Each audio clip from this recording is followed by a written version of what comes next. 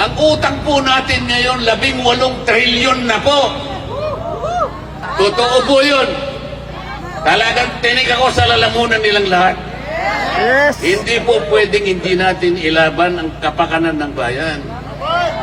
Tingnan po ninyo ngayon ang nangyari sa ating bansa. Nagkakagyera na po sa ibang panig ng daigdig. Dito sa bansang Korea, alam po ninyo, isang araw lang po ako, nagtanong-tanong ako eh. Alam po nila kung paano nila gagampanan ang tungkulin nila sa mamamayan nila. Hindi sila apektado sa supply ng langis. Hindi. Isang araw lang pero nakapag-adjust silang lahat. Alam po ninyo kung magkano na ang diesel sa ating bansa. Alam po ninyong lahat. 100 Hindi ko nasasabihin sa inyo. Kung magkano ang gasolina, alam po ninyo, hindi ko nasasabihin sa inyo. Wala silang plano. Nangyari ang problemang ito sa harap pa naman ng pagnanakaw sa kaban ng bayan. Kaya po lalo tayong nahihirapan. Hirap na hirap po tayo ngayon.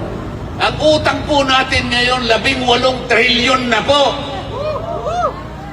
Hindi pa natatapos ang kanilang administration. 18 trilyon na po.